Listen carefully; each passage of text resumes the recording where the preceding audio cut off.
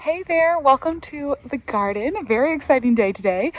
Baby girl and I are out here planting peas, and this is one of my favorite things to plant in February.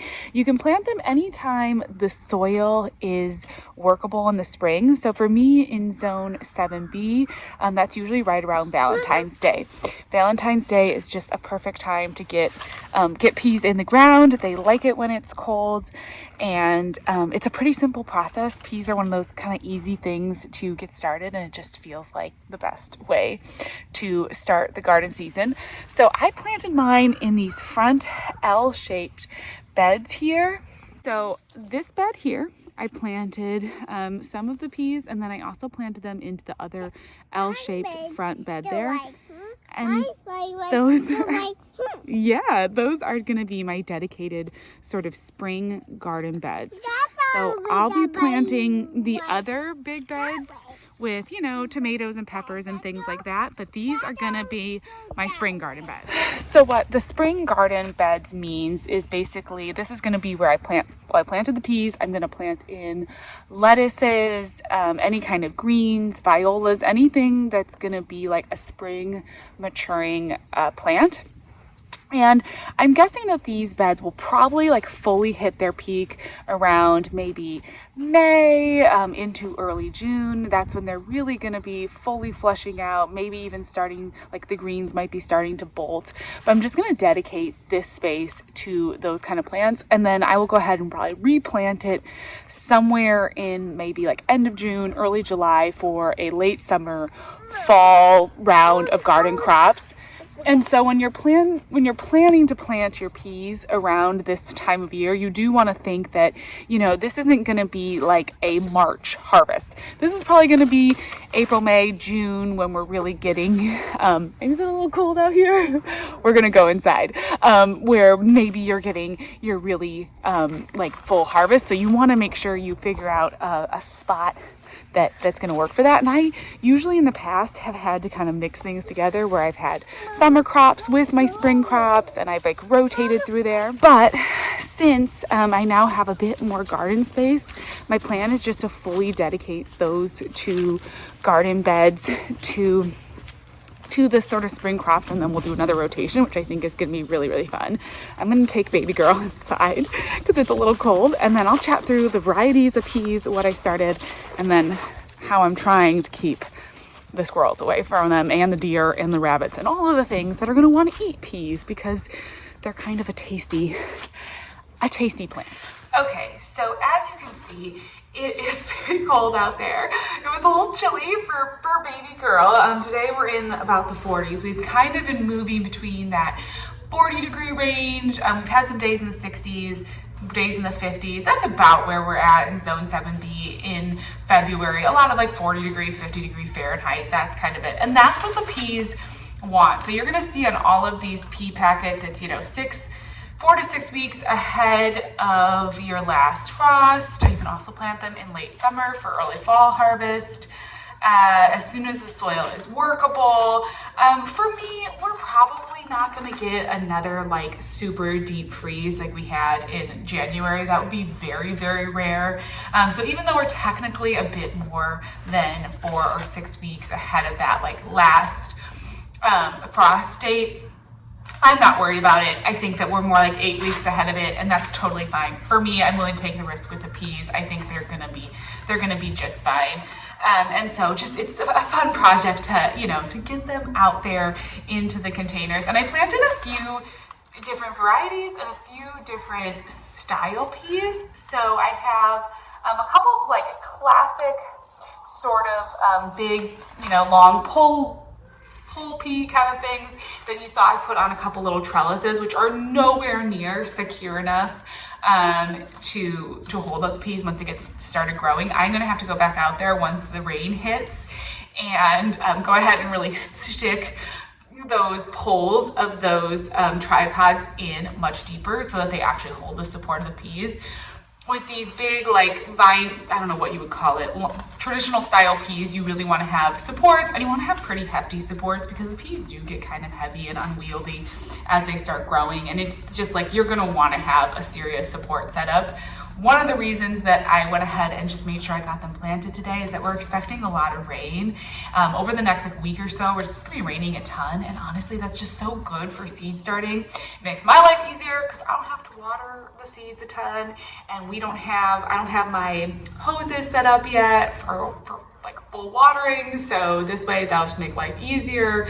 It'll be good for the seedlings, and you know, it just makes things, it's just nice. So I have some support set up. These are 2 fun varieties. One is the Oregon Giant Snow Pea. So this gets really huge, like snow pea pods. I think up to 5 inches, they said, and 6 to 9 peas inside each one. They're just like a really fun, big variety, kind of classic snow pea variety. Apparently you can also grow these as like little microgreens and sprouts if you want to eat them that way. So that's kind of cool if you wanted to do an indoor project, if you're a little bit, maybe you are a few weeks behind me in your growing zone, if you want to just grow some pea shoots inside to eat.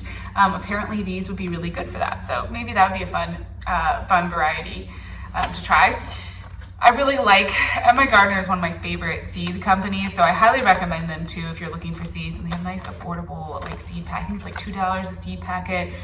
So if you did want to do a little like experiment, try planting out some peas a little early, or if you wanted to do some like pea shoots or something, this would be good. Then I also have so another like kind of classic variety, but these are the Sugar Magnolia tendril peas, which are really fun pea pod. If you've ever grown these, they grow these big beautiful tendrils, and they're kind of fun because they have like the purple pea pods. So it's a little bit decorative too. It's just a little interesting. You can use the tendrils in salads. So again, another way that you can utilize these peas, not just eating the actual pea pods, but you can eat the tendrils in salads. And they're just, vining type. So you do want to figure out a trellis for these guys, because they're going to get really big. And yeah, I don't know. I've always liked growing these. I just think they're always really pretty. I've grown them in containers too, and honestly, they've done decent just with, again, like a little trellis or something in the container so that they have something to grow on. They've been really fun. But this is like one of my tried and true standards. I often reorder the Sugar Magnolia tendril peas, and they're pretty yummy too, which of course, like that matters as well. I'm hoping that this year we can actually, I planted enough peas that we can actually get some decent harvests. It would be fun to actually be able to really eat them even more than just like snacks, to really have them maybe to cook up or something. Then I went ahead and planted some that are more of like, how do I want to say this? They don't need the support. They're more of standalone, like miniature dwarf style peas. So if you don't want to deal with trellising, you don't want to mess with that, these are a couple varieties that you can do. So this is the Little Marble. I planted a bunch of these. They're a bush style, so they're not going to vine big and tall. You don't need to put up a support for them. But these Little Marble are supposed to really have heavy yield, so they're a high producing plant, really nice flavored little peas.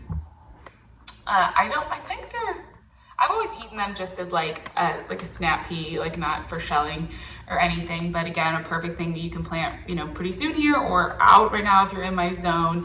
And they just get these nice mounding little peas. So that's kind of fun. I've grown these in containers as well, and they do really, really well in containers, or if you have like a green stalk or something, these are great for that. Then I went ahead and planted some snowbird peas, and I reserved some of these because I want to put these in some of my raised beds. I think in the next few weeks, I want to try to fill some of the raised beds back in the back garden. But these create nice big edible pods, 3 inches, and they grow up about 2 feet and do not need support at all either. So I did plant some of these. Again, it's just nice to have things that you don't need to mess with the support. I have 58 days to harvest on these ones, which is really nice. Let's see. I don't know if the other ones say how many days to harvest, but all of them are in. It's just really cool to see. 45 degrees is within their germination temperature. So I mean, that's just perfect. That's right now. Let's go. So anyway, so those are the peas that I started. I planted that, just followed the directions, just 1 inch under the soil. I didn't do anything super special as far as any of that. Now, I did go ahead and put some repels all over them. I am working on getting my materials to put up a barrier to keep the deer out. The thing about peas is that they are very much like a very tempting plant, tempting seedling for the garden pests in your space. They are big seedlings, so they're very attractive to even more than like birds, to squirrels. And then the pea shoots are very tender, so you know the bunnies, the deer, they're gonna be all over it. So I'm putting the repels all down, and now of course the only disadvantage of the fact that it's gonna be raining so much and that I have to water the seedlings and everything is that of course that is harder on the repelsol. I'm gonna try to stay on putting down repelsol at least once a week throughout the season until I get like some kind of like barrier up to keep the deer out. So that's how I'm going to try to manage the pest pressure on these peas, because I know that the got Pam Fan here, we got the babies and the cats, everything today. I know that the deer are going to be all over it, but I'm just going to try with the repelsol. I'm going to be planting out, as I said, some more greens in that bed, and I'm just going to try to focus on those 2 beds, and that'll also make it easier with putting down something like a repelsol to just focus on those 2 beds as my spring beds. And then I'm just going to keep like mulching, composting the other beds while I wait until I've got the peppers ready and the tomatoes. And then we'll start putting in summer flowers, and we'll put zinnias and cosmos, and we'll start mixing up some things. I may go ahead and put some violas or something like that in those spring beds, because I think that would be kind of fun to have some flowers like that in there too. If you can hear Brady go, she's just playing in the other room. Right now I'm working out with the new house and the new schedule and everything, having the girls with me, trying to garden and do the girls and share with you all. It's a little tricky, so sorry for a little kiddo background noise all the time, but we're just trying to get this garden in, and it is an exciting day. It's fun to get planting like this and to get some seeds in the ground. And I'll keep you posted as they start to come up.